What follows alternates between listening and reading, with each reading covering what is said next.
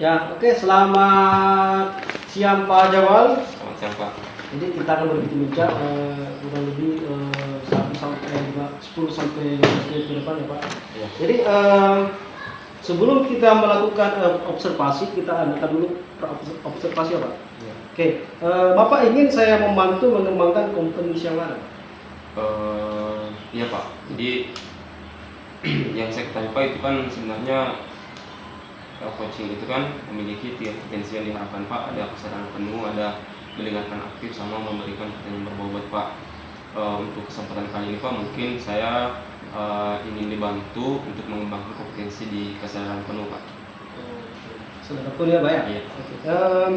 Bagaimana yang nanti Bapak ingin untuk saya amati? Jadi nanti Pak, pada saat proses coaching dilaksanakan, saya berharap Bapak bisa melihat saya pada saat saya bisa fokus ketika proses coaching berlangsung Pak. Jadi bagaimana Bapak bisa melihat saya bagaimana mengelola keadaan sehingga proses coaching bisa berlangsung dengan lancar dan baik Pak. Oke, Pak. Ya. Selanjutnya Pak, apa kira-kira harapan dari observasi yang akan kita lakukan bersama nanti? Iya, jadi harapan saya Pak, bagaimana kompetensi yang saya harapkan, yang saya miliki itu bisa tercapai Pak. Walaupun misalnya ada kekurangan, mungkin Bapak bisa langsung saya sampaikan kepada saya untuk sebagai bahan perbaikan ke depannya Pak. Kalau misalnya ada kelebihan, juga mungkin bisa disampaikan sebagai bentuk motivasi untuk saya, juga untuk lebih baik ke depannya Pak. Oke Pak ya. Jadi mungkin sampai di sini dulu Pak observasi kita. Jadi nanti kita akan berjumpa di observasi selanjutnya Pak ya. Ya Pak. Terima kasih banyak Pak.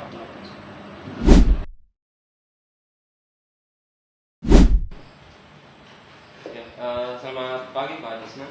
Selamat pagi Pak Pengawas. Bagaimana kabar hari ini? Alhamdulillah sehat-sehat. Bagaimana keluarga? Semua sehat-sehat Pak? Alhamdulillah sehat-sehat juga. Oh iya, oke. Jadi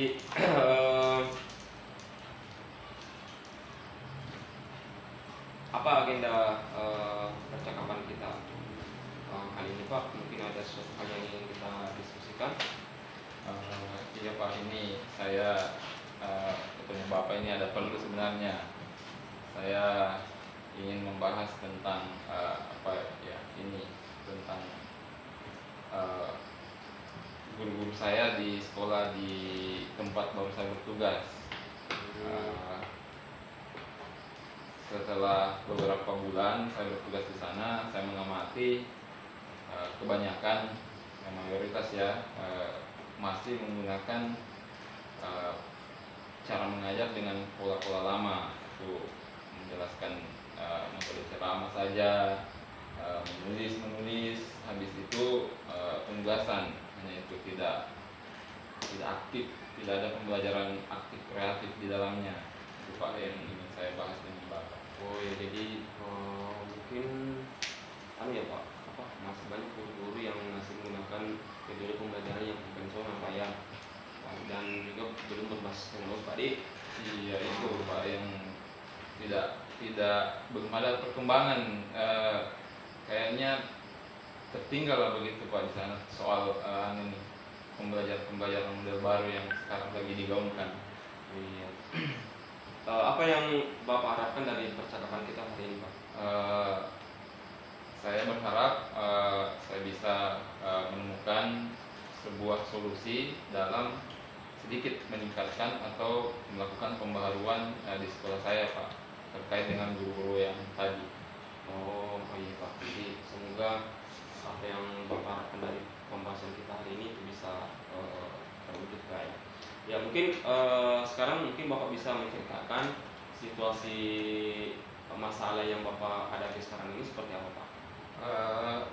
Situasi saya di sekolah, situasi guru-guru saya di sekolah itu mayoritas ya sekitar 80% itu masih menggunakan yang tadi Pak, pola lama, memberikan metode ceramah saja, terus tidak menggunakan perangkat multimedia untuk mengajar, padahal itu tersedia di sekolah Pak.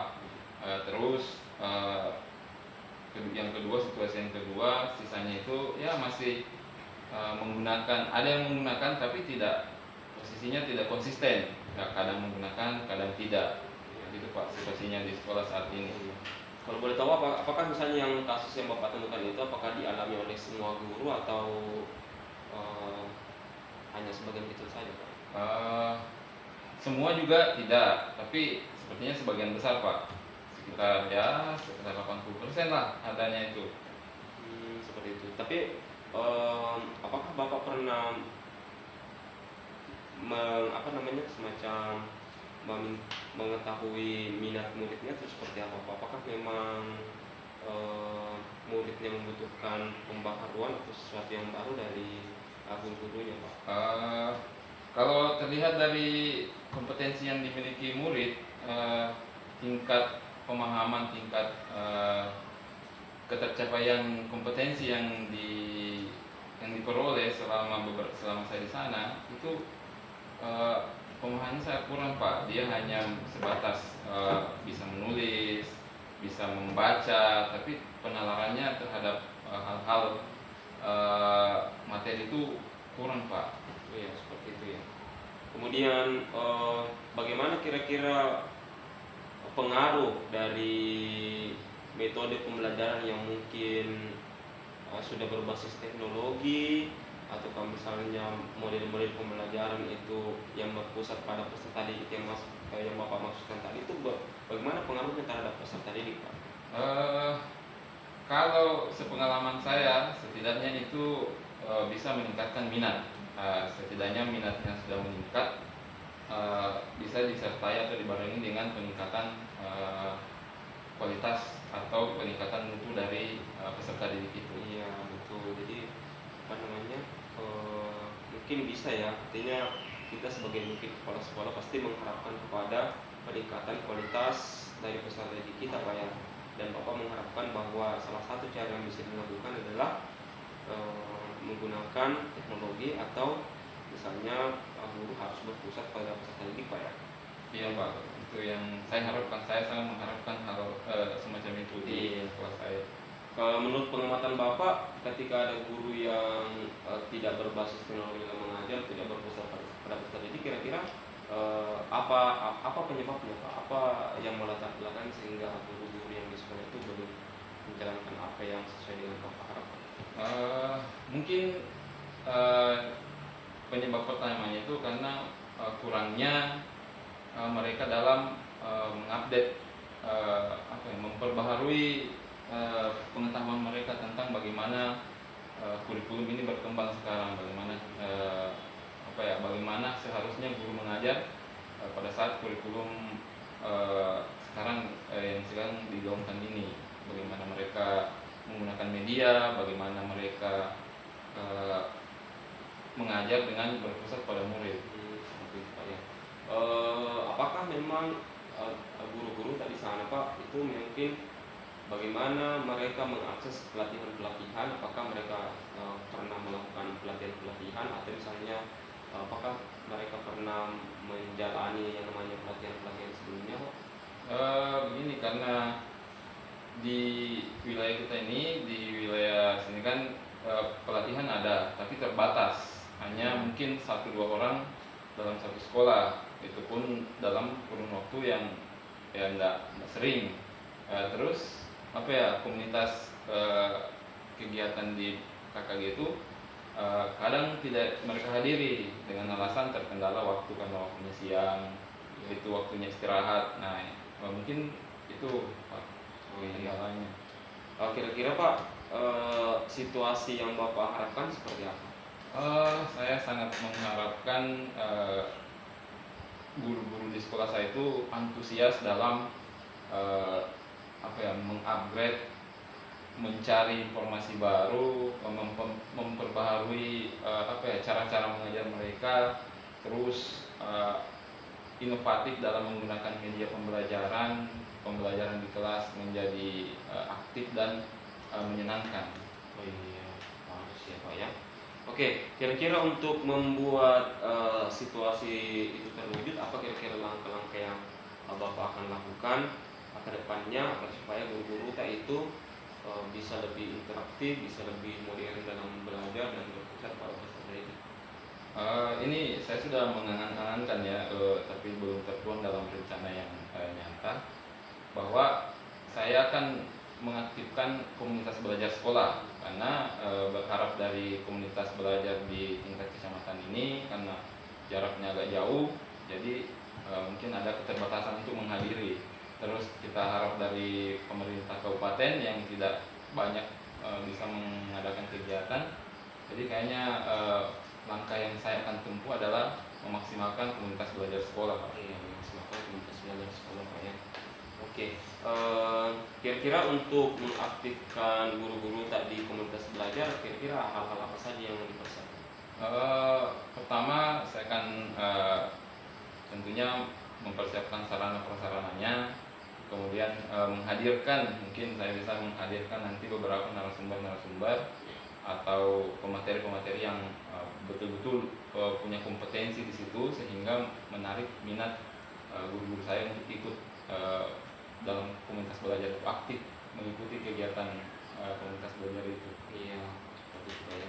Kalau saya boleh tahu Pak, bagaimana keaktifan guru tadi di KMN Pak? Nah itu juga Pak, karena pertama keterbatasan dalam mengakses informasi berbasis digital itu Pak. Salah satunya adalah karena mereka kurang tertarik untuk mengakses ke situ karena belajarnya sendiri-sendiri Pak. Terus membutuhkan lagi tuh kuota tambahan untuk mengakses karena semuanya serba berbasis video apa dan segala macam di sana, membutuhkan ekstra lah, ekstra tenaga dan ekstra kuota di situ. Gitu ya. Jadi artinya sekarang itu memang dibutuhkan Pak ya peran serta dari guru dalam mengakses semua platform-platform belajar dan juga harus aktif dalam Pak ya Pak, Komunitas komunitas belajar. belajar seperti yang Bapak sampaikan tadi. Kira-kira apakah ada lagi gagasan yang Bapak ingin sampaikan Pak?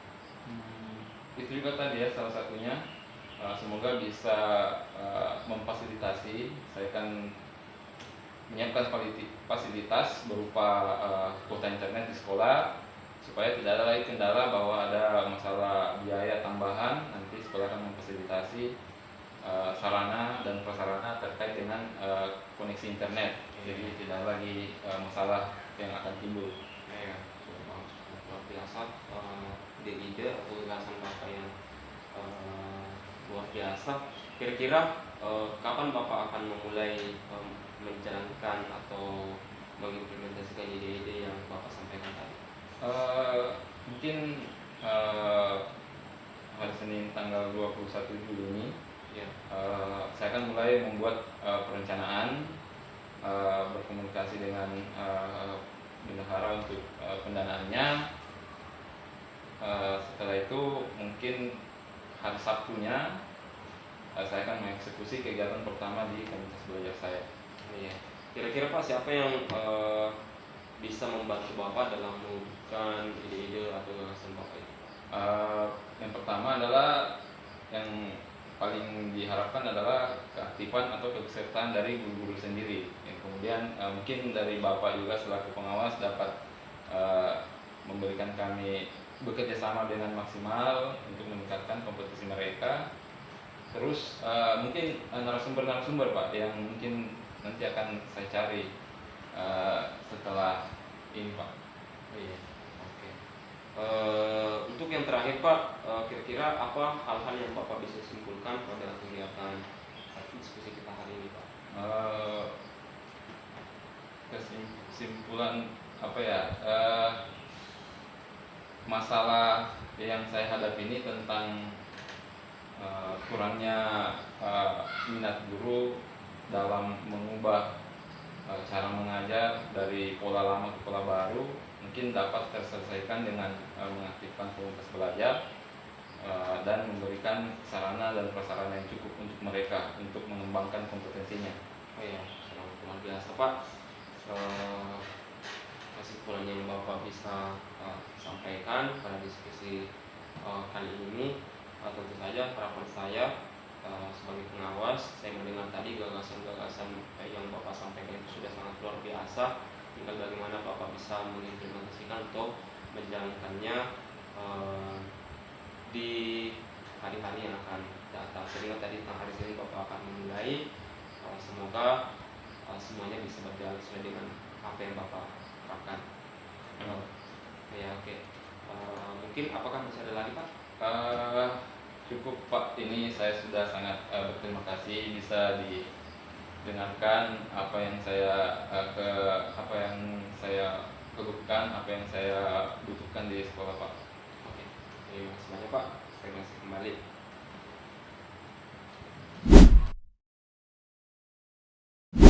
Siang Pak. Selamat siang Pak. Tadi saya sudah mengamati Bapak sudah melakukan coaching kepada dan berbagai apa namanya pengamatan tadi. Ada beberapa pertanyaan yang mungkin bisa saya ajukan kepada Bapak. Maksudnya Pak ya, Iya. bagaimana Bapak menilai sendiri performa dalam kompetisi tadi? Iya, tadi kan sebelum kita melaksanakan, saya tadi melaksanakan coaching kan, tadi kita melakukan observasi Pak ya, dan salah satu pertanyaan kompetensi apa yang diharapkan. Tadi kan kompetensi yang diharapkan itu adalah kehadiran penuh Pak. Jadi saya merasa bahwa saya sudah apa namanya fokus dalam diskusi tadi pada saat saya melaksanakan coaching terhadap coachingnya Pak. Kira-kira Pak, apa yang membuat Bapak menilai demikian? Tadi saya sangat fokus mendengarkan coach saya memberikan jawaban-jawaban, dan juga saya tidak terganggu dengan gangguan-gangguan yang mungkin bisa mengganggu jalannya diskusi Pak, seperti adanya suara-suara yang mungkin terdengar dari luar, dan itu tadi Pak, saya tetap bisa fokus dari gangguan-gangguan tersebut. Kira-kira boleh saya menyampaikan hasil pengamatan saya? Ya, boleh Pak. Saya mengamati tadi Pak, pada saat Bapak melakukan itu tadi ada mungkin beberapa kekeliruan sedikit, ada sedikit yang harus Bapak memperbaiki sedikit, utamanya dalam pengembangan bisa seperti itu Pak ya. Dan apa namanya,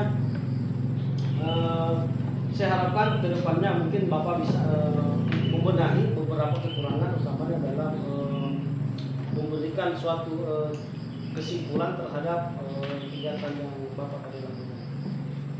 Kira-kira bagaimana Pak? Iya Pak, terima kasih banyak Pak atas saran dan masukan dari Bapak. Saya nanti akan perbaiki untuk kesempatan yang selanjutnya. Jadi dari diskusi ini Pak, kira-kira apa kegiatan atau apa untuk memperbaiki dari ada beberapa kekurangan yang terjadi? Tentu saja saya akan belajar lagi Pak. Apa namanya? Mungkin saya bisa melihat apa namanya literatur baik itu dari internet Pak, terutama di YouTube, supaya saya bisa melihat contoh-contoh yang baik bagaimana membangun kesadaran penuh pada saat melaksanakan coaching Pak. Jadi tadi dari hasil supervisi tadi saya sudah menuangkan hasilnya di forum supervisi hari ini Pak. Semoga nanti hasilnya akan saya sampaikan kepada Bapak dan sekaligus dengan Bapak supervisi Pak ya. Oke, jadi sebagai penutup Pak, apa yang kira-kira setelah proses terjadi, kira-kira apa yang bisa kita bisa peroleh apa namanya hasil dari diskusi yang Bapak lakukan tadi? Iya, tadi Pak, Bapak kan sudah saya kan tadi sudah menilai diri saya sendiri bahwa ini baiknya, dan tadi juga Bapak memberikan masukan kepada saya. Saya mengucapkan banyak terima kasih. Jadi kekurangan-kekurangan itu Pak akan nanti saya tingkatkan dengan cara saya belajar lagi, melakukan latihan-latihan lagi, mencari informasi-informasi di internet, YouTube dan segala macam untuk memperbaiki kekurangan-kekurangan saya Pak. Oke, terima kasih Pak Jamal ya atas kesempatannya. Jadi segala sesuatu membutuhkan proses. Oke, sampai jumpa di video selanjutnya. Terima kasih.